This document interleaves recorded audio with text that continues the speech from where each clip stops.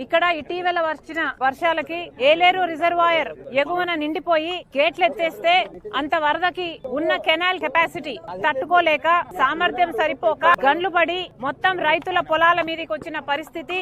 ఈ రైతులే, ఇక్కడ నా చుట్టూ ఉన్న రైతులే వందల ఎకరాలలో నష్టం జరిగింది. దీనికి కారణం ఎవరు అని ఒకసారి ఆలోచన చేస్తే మొట్టమొదటిగా ఏలేరు కెనాల్ వర్క్స్ మోడర్నైజేషన్ ఆధునీకరణ జరగకపోవడం వల్ల ఇంత ఘోర విపత్తు ఇక్కడ చూస్తున్నాం. ఇంతునిందమ్మా కాలువ మొత్తం అంతా పుడుకుపోయింది, ఇంత అయింది అని రైతులు చెప్తున్నారు. ఎక్కడికెక్కడ గన్లు పడ్డాయి. కెనాల్స్ మీద ఎవరే గాని వర్క్స్ చేయలేదు. పుడికలు తీయడం అయితేనేమి, గన్లు నింపడం అయితేనేమి, మోడర్నైజేషన్ అయితేనేమి ఎవరూ ఏది చేయలేదు. కాబట్టే ఈ రోజు ఇంత ఘోర విపత్తు అని ఇంతమంది రైతులు చెప్తున్నారు. 30,000 ఖర్చు పెట్టాం, మేమంతా కౌలు రైతులమే, కనీసం ప్రభుత్వం ఇచ్చే రైతు భరోసా అయినా ఇన్పుట్ సబ్సిడీ అయినా ఏవి మాకు అందలేదు. కనీసం డబ్బులు వస్తే అప్పు తీర్చి కొంచెమైనా కుదుట పడేది, పాత అప్పులైనా తీర్చుకునే వాళ్ళం. కానీ ఈ రోజు ఆ పరిస్థితి లేదు.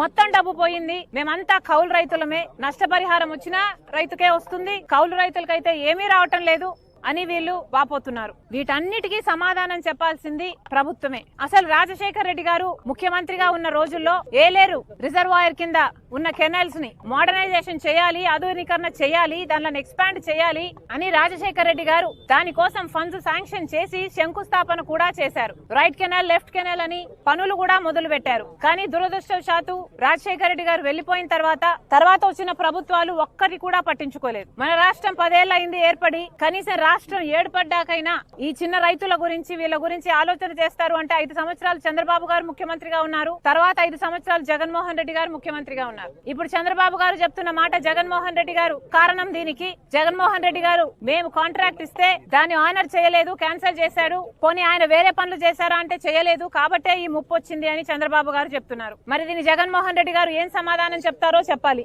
ఇది ఏ మాత్రం రిపేర్ వర్క్స్ చేస్తున్నా, దీన్ని మెయింటైన్ చేస్తున్నా ఈ రోజు రైతులకు ఇంత కష్టం వచ్చుండేది కాదు. మళ్ళీ చెప్తున్నాం, చంద్రబాబు గారే చెప్తున్నారు 6 లక్షల ఎకరాలలో పంట నష్టం జరిగింది అని.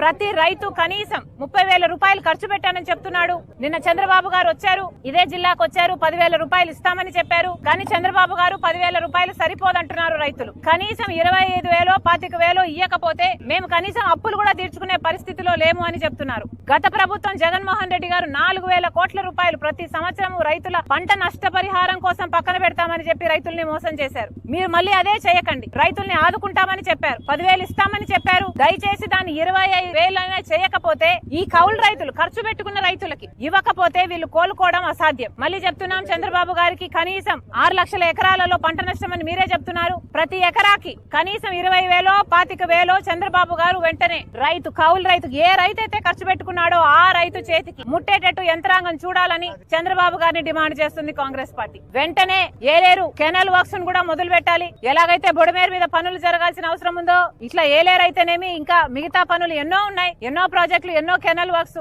అన్నిటి మీద అవగాహన తెచ్చుకొని వెంటనే పనులు మొదలు పెట్టాలని కూడా కాంగ్రెస్ పార్టీ డిమాండ్ చేస్తుంది.